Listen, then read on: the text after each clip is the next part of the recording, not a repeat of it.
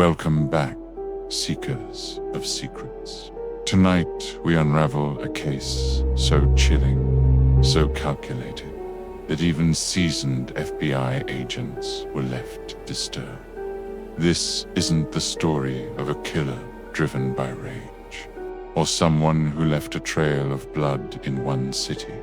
No, this is the story of a man who operated in silence, who crossed the country in rented cars, who left kill kits buried years in advance, just waiting to be used.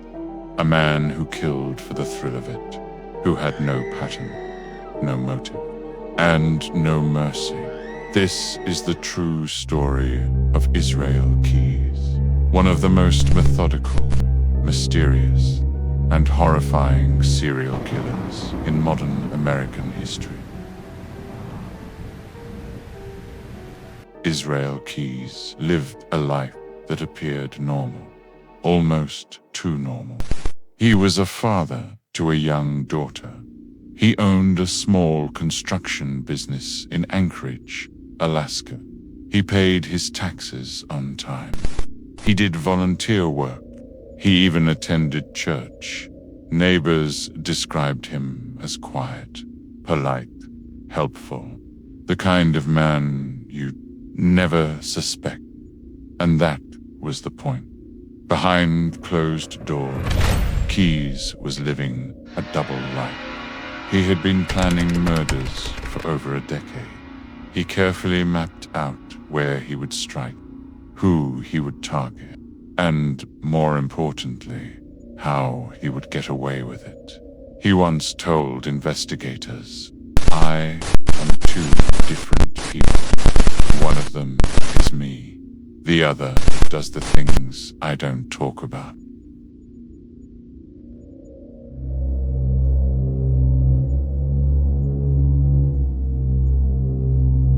That other was a cold, patient killer. One who could disappear into a crowd without leaving a trace. And the scariest part, no one suspected a thing. Keyes' method was unlike anything authorities had seen. He didn't hunt locally or impulsively. Instead, he buried what he called kill kits across the country. These were 5-gallon buckets, sealed tight, buried deep. Inside, guns, silencers, knives, rope, tape, cash, lye, and even bottles of Drano. Everything he would need to abduct, kill, and dispose of a body. These kits weren't for a specific victim. They were part of a long-term plan. Sometimes he'd bury one, then not use it for years. He would fly to one state, rent a car, and drive thousands of miles to retrieve a buried kit. Then he would find a random victim, kill them, and vanish. He never killed in his hometown, never twice in the same area. There was no pattern, no clues, nothing that would tie one crime to the next dot. His only rule: avoid detection at all costs. How you doing? Good. I'm with Highway Patrol. Reason we stopped you, kind of down there looking around. Where are you from? I'm from Alaska. Get you. Can you step out here for a minute?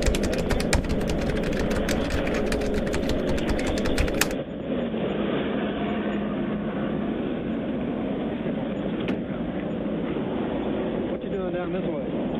Visiting family, came down for a wedding. Oh yeah. Where you headed? Back up to see my family. Where's that at? Up in Rome. Can you lay that knife right there? Oh, sure. You got any other weapons on you? No. Well, actually, I do have a Weatherman in my back pocket. What is that? Like a little tool? Yeah. You laid up right there? Sure. What are you doing down for the last? Like I say, we came down for my sister's wedding up in Wells. As well? Yes. Well, yeah. Stay right, let me check this, okay? Okay. Samantha Koenig, was an 18-year-old barista in Anchorage. On the night of February 1st, 2012, she was working alone at a small roadside coffee stand. It was cold, dark, quiet. Security footage later showed a man in a ski mask approaching the window.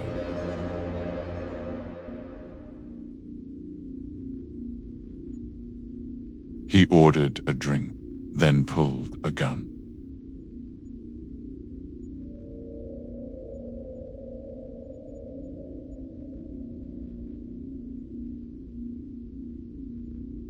He forced Samantha to turn off the lights, forced her to lie on the ground, then abducted her. That man was Israel Keys.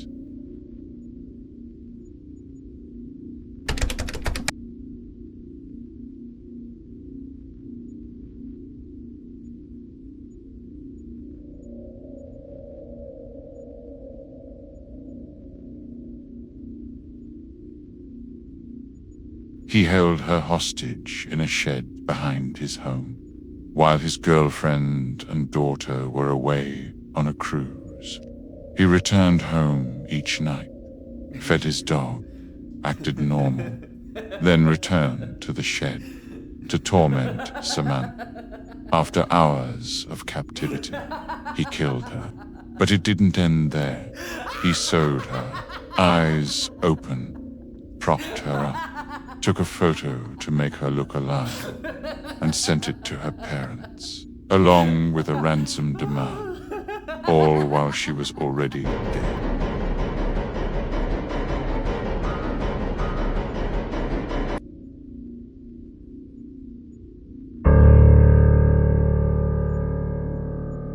Once captured, the full scale of Israel Kaiser's crimes began to unfold. Samantha wasn't his first victim, not by far. He admitted to killing at least 11 people, but refused to name most of them. He gave just enough information to taunt investigators. He described one double murder in detail. In June 2011, he traveled to Vermont. He had already buried a kill kit years earlier. He broke into the home of Bill and Lorraine Carrier, a quiet couple in their 50s. No children, no alarm system. He tied them up, drove them to an abandoned farmhouse, and killed them both. Separately, he didn't know their names until after the murder. He picked them simply because their house looked convenient. Like I say, it's not so much about money, or it's about a lot of things, but they're all it's all stuff like internal in the way I think. I would do something and then I would go back like business as usual and go out with friends, go out to bars, talk to them, see people, and it was all like a mind game with me. That was all I needed. That was my adrenaline. That's where I got my kicks, I guess, was being able to live two different lives and have no one have a clue. And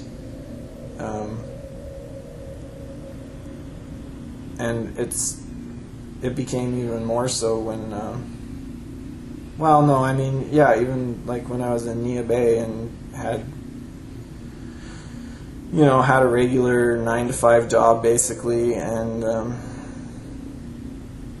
some of the guys I would work with, they would like to talk shit about how dumb criminals are, and they would talk about this news story or that news story, and I rarely would talk about stuff, and I rarely would drink very much when I was hanging out with friends because I'd be afraid I'd start talking about stuff. So, but that's always how I got my kicks, I guess, was just being able to look at people while they were talking to me and thinking that, you know, for all the years they've known me, they actually don't know me at all, really.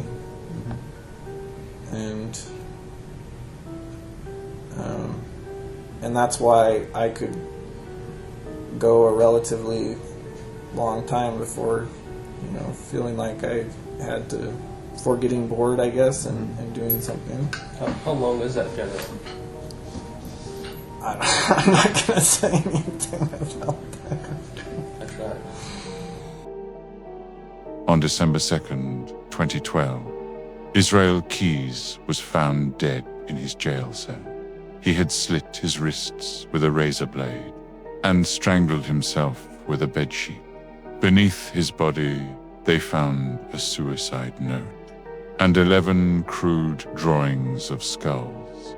Each skull is believed to represent a victim, but we don't know their names. We may never know. Even after his death, Israel Keyes continues to haunt investigators. The FBI believes there are many more victims, more than 11. They've never recovered all of his kill kits.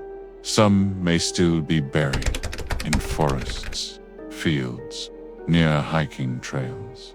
Some families don't even know they've lost someone. Their loved ones simply vanished. He traveled to over 35 states. He crossed borders, stayed in remote motels. He didn't kill for revenge, or passion, or money. He killed for one reason, because he could. He once told the FBI, "You won't find them. I buried them too well." Think about that. You may have driven past one of his victims, walked near a crime scene, stood above one of his secrets, without ever knowing. Thanks for watching, Seekers of Secrets. And remember, not all monsters hide in shadows. Some smile in daylight.